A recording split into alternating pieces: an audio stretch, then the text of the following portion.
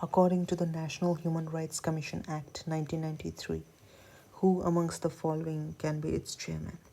तो यहाँ पर नेशनल ह्यूमन राइट्स कमीशन 1993 जब ये इस्टेब्लिश किया गया था, उसका चेयरमैन कौन बन सकता है, ये पूछा गया है।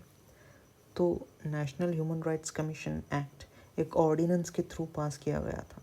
ऑर्डिनेंस मतलब जब पार्लियामेंट सेशन में नहीं होता, काम पर नहीं होता, तब भारत के प्रेसिडेंट के द्वारा कोई एक्ट पास करना, कोई कायदा मंजूर करना, उसे हम ऑर्डिनेंस बोलते हैं। और ये कुछ थोड़े समय के लिए ही होता है। इसे अक्टूबर 12 में पास किया गया था। मतलब पहला इसका जो ऑर्डिनेंस आया था, जो लॉ बनाया गया था, वो सितंबर में बनाया गया था। फिर बाद में चलकर उसको एक बिल बनाकर उसको लॉ में कन्वर्ट कर दिया गया। मतलब उसे स्टैट्यूटरी एक्ट बना दिया। जो कायदे, जो कानून एक बिल पास करने से, कायदा बनाने से बनते हैं, उसे हम स्टैट्यूटरी एक्ट्स बोलते हैं। और बाकी के जो संविधान में एंश्राइंड होते हैं, संविधान में मेंशन्ड होते हैं, संविधान में जिनका उल्लेख होता है, उसे हम कॉन्स्टिट्यूशनल एक्ट्स बोलते हैं। और जो पार्लियामेंट ने कायदा, लॉ बनाकर जिसे एनेक्ट किया है, उसे हम स्टैट्यूटरी राइट्स बोलते हैं। तो ये national human rights commission act एक ऑर्डिनेंस के द्वारा स्टैट्यूटरी राइट्स में कन्वर्ट किया गया था सितंबर और अक्टूबर 1993 में, अक्टूबर 12 इस डेट को। इसका उद्देश्य था कि ह्यूमंस के जो नेचुरल राइट्स होते हैं, जैसे कि राइट टू लाइफ, मतलब किसी थ्रेट के बिना किसी अपने जीवन की सुरक्षा का हक, लोगों की जीवन की सुरक्षा का हक का संरक्षण करना।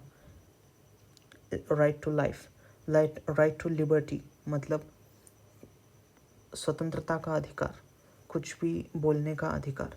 Right to freedom of speech, right to liberty, वो इसी के दायरे में वो सब आता है। स्वतंत्रता से कहीं भी घूमना, वो भी राइट टू लिबर्टी में आता है। तो right to life, right to liberty, right to equality, मतलब किसी के साथ भेदभाव ना होना, सबके साथ इक्वल, समान ट्रीटमेंट करना, वो सब राइट टू इक्वालिटी में आता है। और right to a dignified life, मतलब प्रतिष्ठित जिंदगी, एक दूसरे को प्रतिष्ठा देना, सम्मान करना, किसी को हीन भावना से नहीं देखना। आप इंसान के तौर पर, इंसान होने के नाते पर उसका सम्मान करना, इसी को राइट टू डिग्निफाइड लाइफ कहते हैं। तो ह्यूमन राइट्स कमीशन में ये सारे आते हैं: right to life, right to liberty, right to equality and right to dignified life, एक प्रतिष्ठित जीवन जीना। तो इसका चेयरमैन कौन, इसके चेयरमैन कैसे नियुक्त करते, कौन हो सकता है? ये बहुत ही फैक्चुअल क्वेश्चन है। इसमें कुछ दिमाग लगाने की ज़रूरत नहीं है। यहाँ पर फर्स्ट ऑप्शन, एनी सर्विंग जज of the supreme court. Supreme court में जो जज अभी काम कर रहे हैं, क्या वो उसके चेयरमैन बन सकते हैं national right of human commission act के? तो ये सही नहीं है।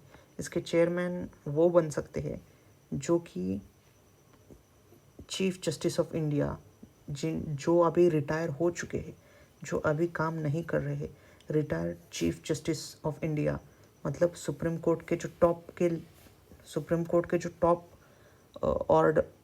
टॉप ऑर्डर के, टॉप लेवल के, टॉप स्पॉट के जो जज होते हैं, उसे हम चीफ जस्टिस ऑफ इंडिया कहते हैं। पूरे भारत में वो सबसे टॉप लेवल के जज होते हैं, उसे हम चीफ जस्टिस ऑफ इंडिया बोलते हैं। और जब उनका कार्यकाल समाप्त हो जाता है, वो रिटायर्ड हो जाते हैं, तब वो इसके चेयरमैन बनने के काबिल हो सकते हैं। तो फर्स्ट ऑप्शन तो गलत हो जाता है ये। सेकंड ऑप्शन, एनी सर्विंग जज of the high court.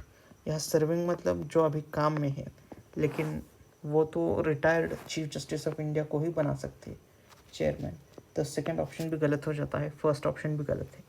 Only a retired chief justice of India, ये ऑप्शन सही हो जाता है। चीफ जस्टिस, देखिए यहाँ फोर्थ ऑप्शन में भी ओनली रिटायर्ड चीफ जस्टिस ही लिखा है, लेकिन ऑफ अ हाई कोर्ट ऐसा कहा गया है।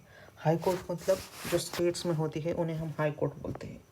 जैसे राज्य में, जैसे गुजरात, महाराष्ट्र, ऐसे जो राज्य में हाई कोर्ट्स होते हैं उनके जो टॉप लेवल के जजेस होते हैं उनको हम chief justice of high court बोलते हैं। ये chief justice of high court अलग होता है और chief justice of supreme court अलग होता है।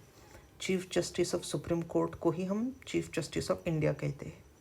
और chief justice of supreme court यानी कि चीफ जस्टिस ऑफ इंडिया, उसकी जुरिस्डिक्शन पूरे भारत में होती है। तो इसलिए ये थर्ड ऑप्शन सही है। ये बहुत ही फैक्चुअल सवाल था and this question was asked in the year 2004। I hope you understood this question.